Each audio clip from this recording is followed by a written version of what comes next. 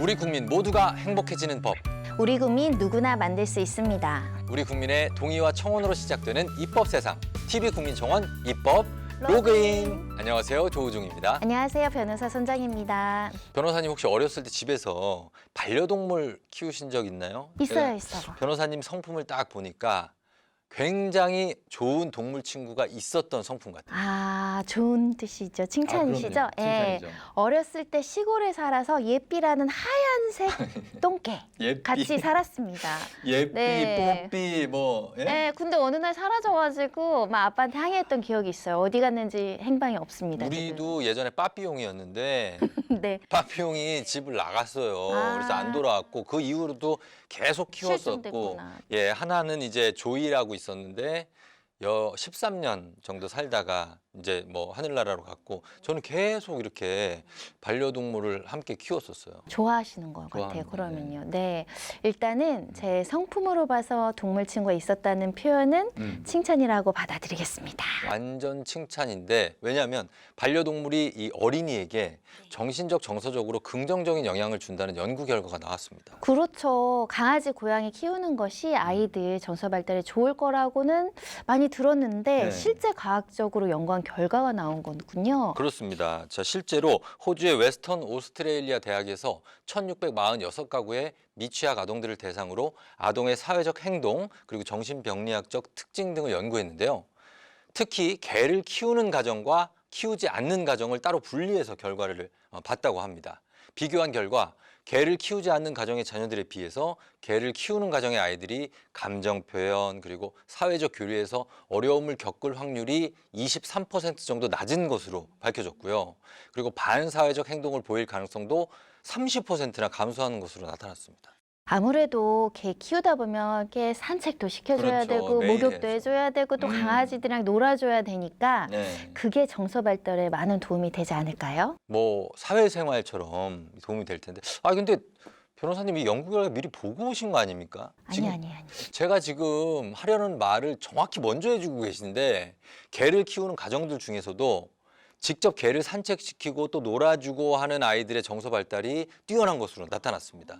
그래서 일주일에 3번 이상 개하고 활발하게 놀이를 한 아동이 그렇지 않은 아이들에 비해서 친사회적 행동을 보일 가능성이 무려 74%나 증가할 것으로 밝혀졌습니다. 네, 우리나라에서도 언어 발달이 늦거나 정서적으로 어려움을 겪는 아이들이 개와 함께 지내면서 놀라울 정도로 호전됐다 이런 이야기가 많던데 네. 그러고 보면 말을 못했을 뿐이지 반려동물은 우리 인류 역사에서 빼놓을 수 없는 인간의 동반자 같습니다. 맞습니다. 예, 인간의 중요한 동반자인 만큼 반려동물에 대한 법과 제도도 정말 중요한데요. 자, 그래서 TV 국민청원 입법 로그인, 오늘은 동물과 관련된 입법 청원을 준비했습니다.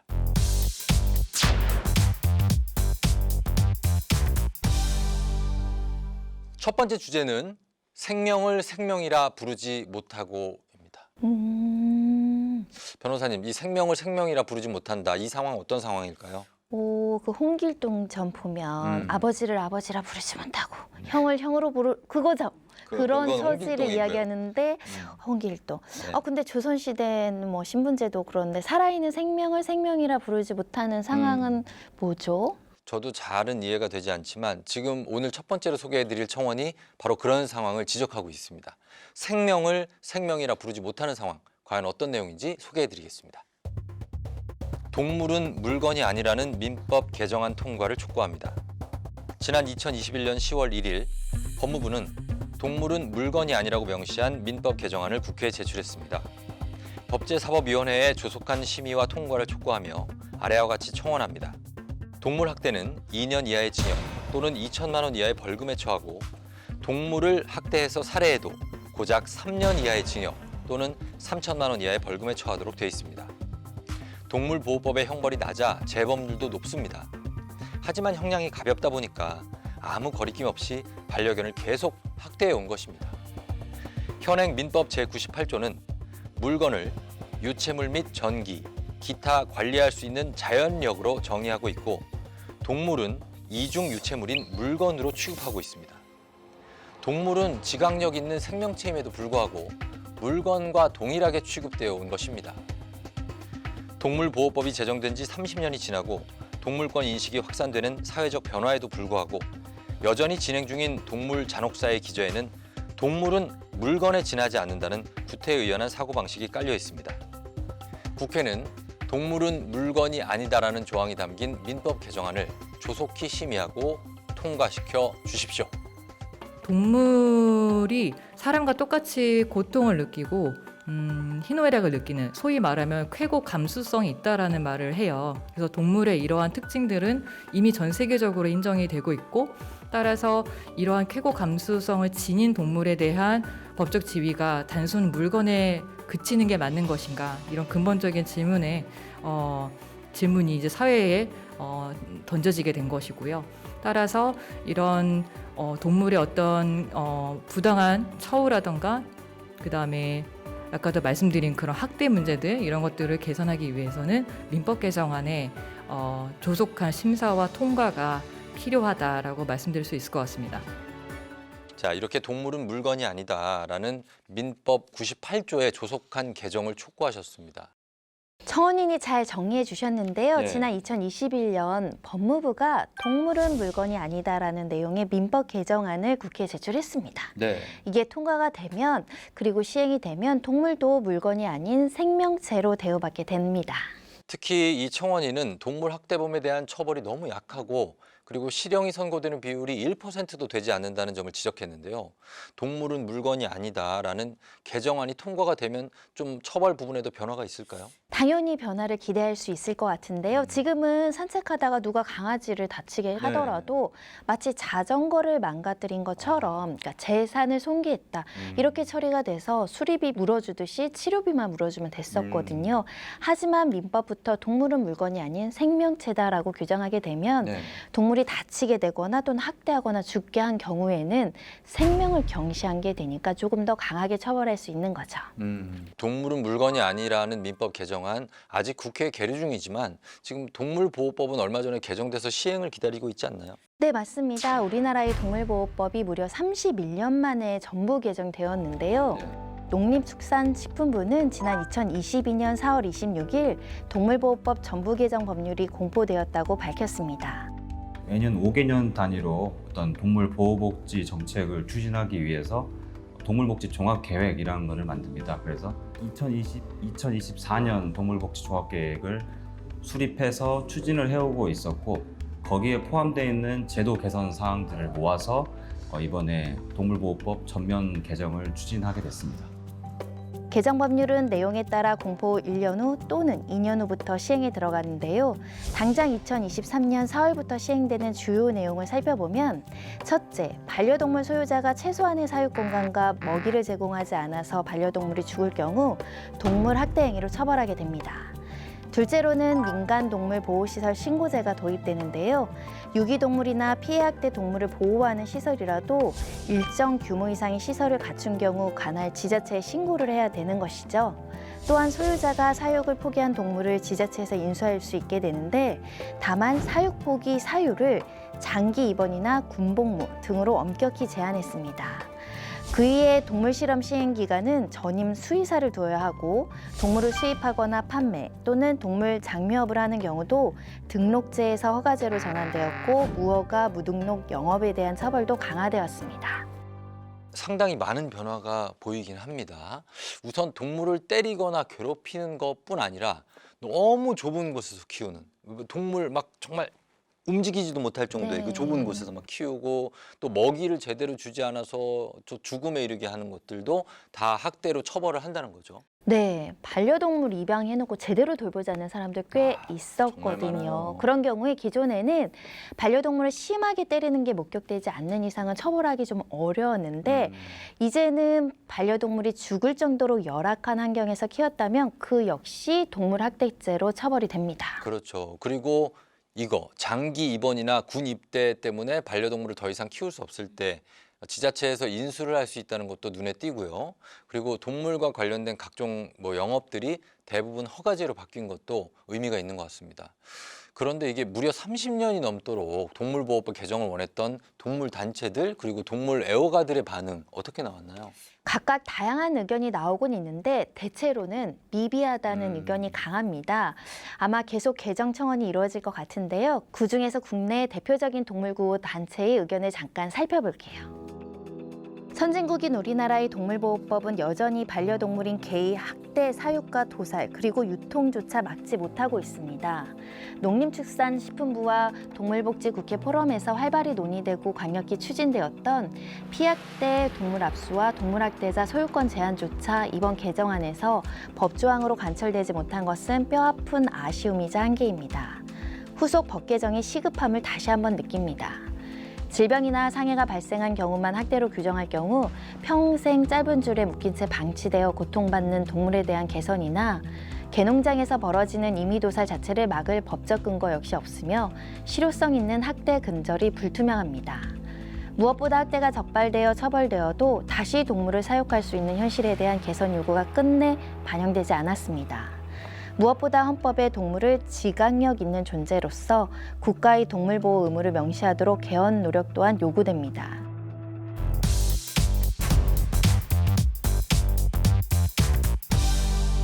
자, 동물과 관련된 두 번째 청원 주제, 고양이를 부탁해입니다. 이건 누가 봐도 그 길고양이에 대한 청원 같은데 변호사님 혹시 뭐 동네나 회사 근처에 좀 알고 지내는 길고양이 있으신가요? 저는 자주 아는데 보는. 그 고양이가 저를 모를 것 같긴 한데 가끔 이렇게 있어요. 후다닥 나와서 제가 그래요. 이렇게 쳐다보고 애들이 안녕 하면 도망가는 맞아, 길고양이는 맞아. 가끔 있어요. 예, 네. 좀 또 배고파하는 애들도. 네, 맞아요. 있고. 고양이 안 키우는 집은 많지만 길고양이 없는 동네는 없을 것 같고요. 맞아요. 근데 가만히 보면 동네에 사는 길고양이 사는 형편이 각기 좀 다른 것 같습니다. 아, 그래요? 그리고 주민들이 길고양이를 어떻게 대하는지 그 인심도 조금씩 다른 것 같아요. 맞습니다. 그리고 또 길고양이에 대한 의견과 입법 청원도 굉장히 다양한데요. 자, 그 중에 한 가지를 먼저 소개해 드리겠습니다. 길고양이 급식소 합법화 부탁드립니다. 캣맘이나 캣데디가 바라는 것은 눈치 보지 않고 밥을 주면서 길고양이들도 사랑받고 존중받는 날이 오는 것입니다.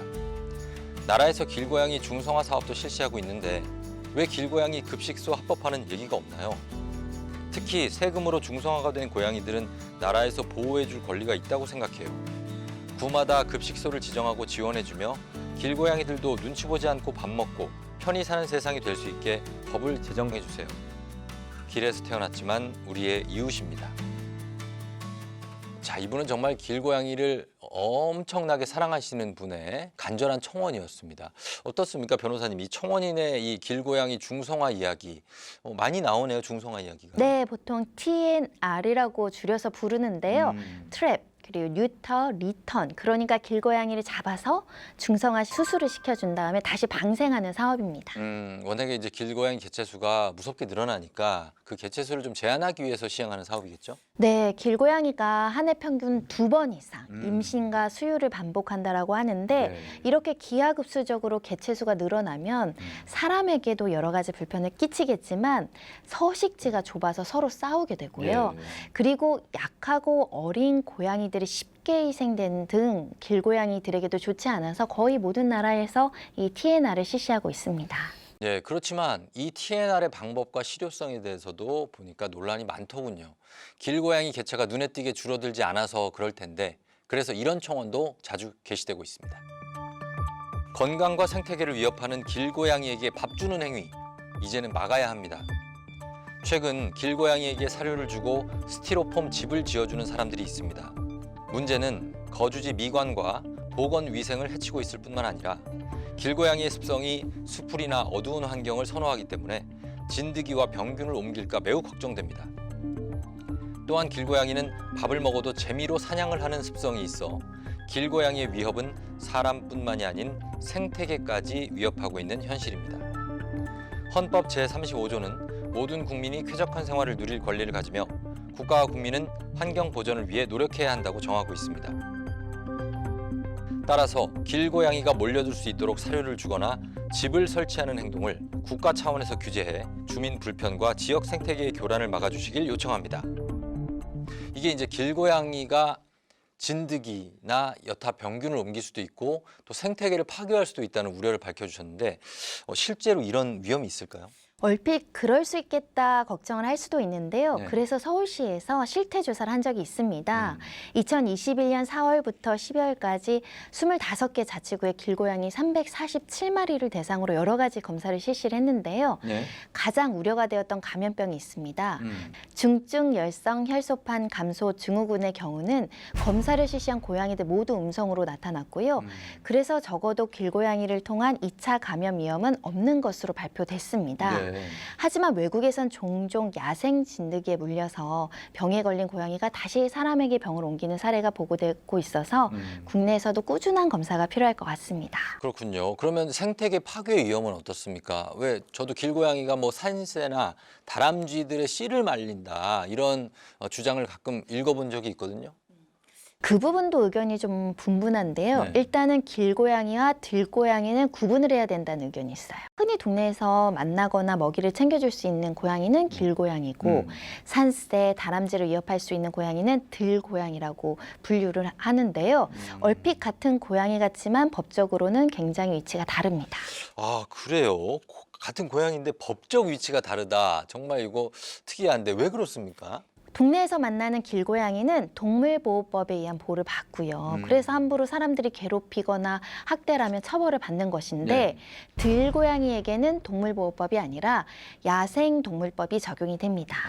심지어 환경부가 이 들고양이가 생태계를 위협할 위험이 있어서 포획 계획도 세우고 있고요. 네. 길고양이는 포획을 해도 중성화 수술로 다시 풀어주는데 들고양이는 포획을 하면 안락사로 처리하는 경우가 많다고 합니다. 이거 호랑이 아니죠? 고양이요. 고양이인데 큰 고양이에요? 아마 야생에서 조금 네. 약간 시라소니 터프하고 같은. 약간 야생에서 좀 무서운 고양이를 들고양이라고 하지 않을까요? 그렇겠죠? 예, 좀 더 몸집도 크고. 아, 근데 이제 같은 종인데도 이렇게 뭐 집에 사는 고양이, 길에 사는 고양이, 그리고 또 들과 산에 사는 들고양이, 처지가 이렇게 다르다니까 뭔가 좀 씁쓸하기도 하네요.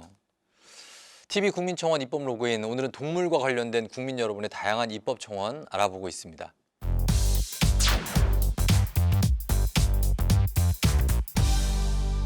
자, 오늘의 세 번째 주제, 위험한 보호소입니다. 보호소는 위험을 피하기 위해 들어가는 곳인데 그런데 위험한 보호소라니 약간 반어법인가요? 그렇죠. 이렇게 들으시는 분들은 좀 반어법인가 생각하면 그만이지만 사실 당사자는 얼마나 이게 좀 황당하겠습니까? 위험을 피하려고 보호소에 들어갔는데 거기가 더 위험한 거예요.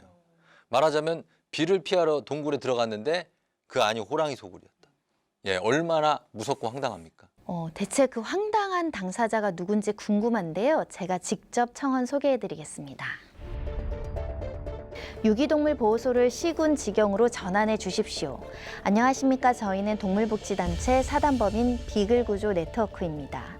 저희 단체는 지난 2020년 7월부터 전국에 있는 시군 지자체 유기견 동물보호소를 방문하여 자체 실태 조사를 진행하고 있습니다.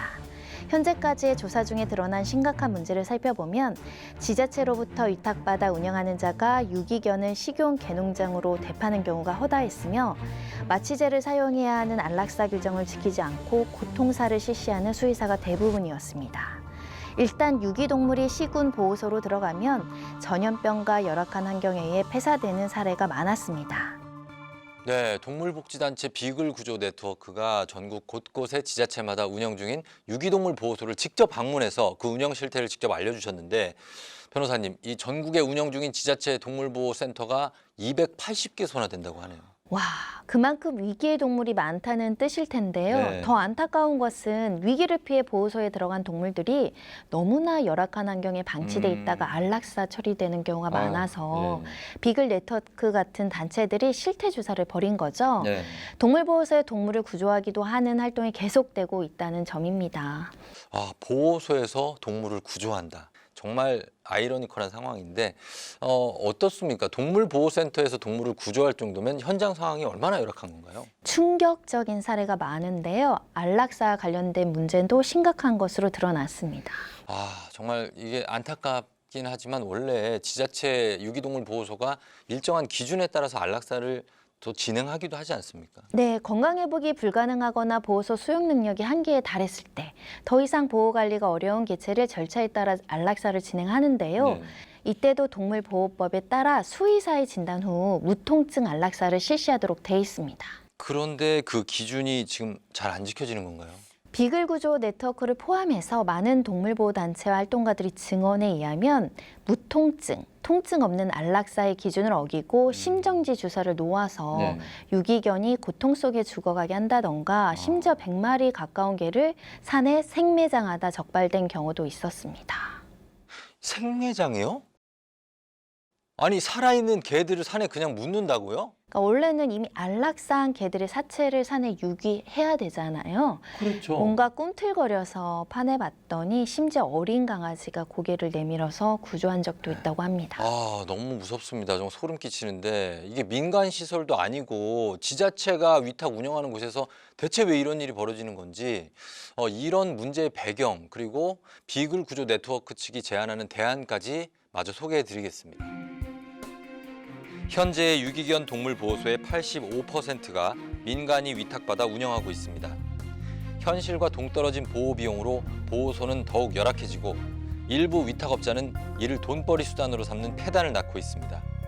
저희는 정부와 국회에 아래와 같이 요구합니다. 1.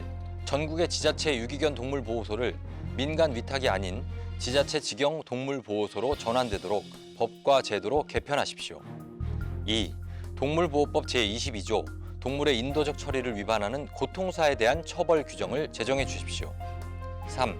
동물보호법을 어긴 수의사의 면허를 취소할 수 있도록 수의사법을 개정해 주십시오.